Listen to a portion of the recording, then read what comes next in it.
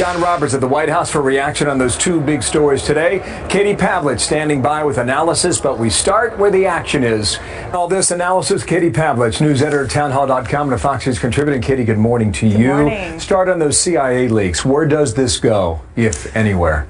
Well, the Wall Street Journal is reporting this morning that the CIA is likely going to be looking at independent contractors rather than government staff on this specific issue, which means essentially they're looking for Edward Snowden 2.0. And as we know, Edward Snowden left the country. And so this could be a saga to come, and I'm sure that it will be. In terms of what the White House is saying on this issue, as John Roberts reported, they're not specifically commenting on whether this is a valid leak, whether it's an authentic leak. However, they are saying that the leakers will be pursued, that they will be criminally prosecuted, and that there have to be consequences for this, which means that they're taking a harsh stand on it now, so hopefully they can prevent it in the future. What do you suggest? Not an authentic leak. What other possibility would there be?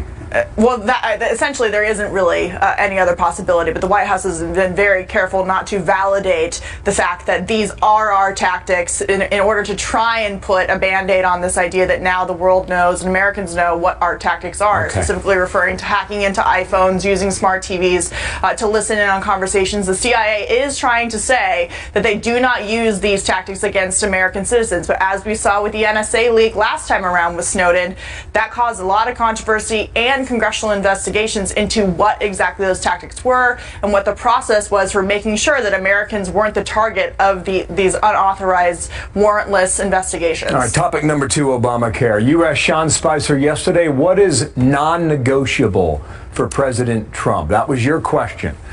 What was the answer? Well, Secretary Price earlier this week was in the briefing room saying that the Obamacare bill on the table, literally beside him, was just a starting point. And last night, as we know, President Trump had a few conservative leaders at the White House. Ted Cruz had dinner with him, and which means there's a lot of negotiation that's going on. And moving forward here, this is going to happen in 3 different parts, which means that the beginning bill that we have might look a lot different than the end bill. President Trump is a negotiator. They are saying that he's out to sell this thing to the American people and to those on Capitol Hill who are skeptical. However, he is open to new ideas to try to get this thing through. And Bill, I want to emphasize this idea that, the Tea Party movement is still alive and well in the sense that they worked very hard for many, many years, knocking on doors, getting candidates that could win to repeal Obamacare. They face targeting from the IRS over their efforts to repeal Obamacare. They're not going to sit down and take this lightly. They have a rally next week in Washington, D.C. I'm sure a lot of people will be there. They're going to hold Republicans accountable, including the White House, for making sure that this bill cuts costs and actually repeals Obamacare in full instead of being Obamacare 2.0. As you pointed out, the pushback is real, very, very real, as you have said. Thank you, Katie. Katie Pavlich, their analysis in D.C. Later today, 3 o'clock.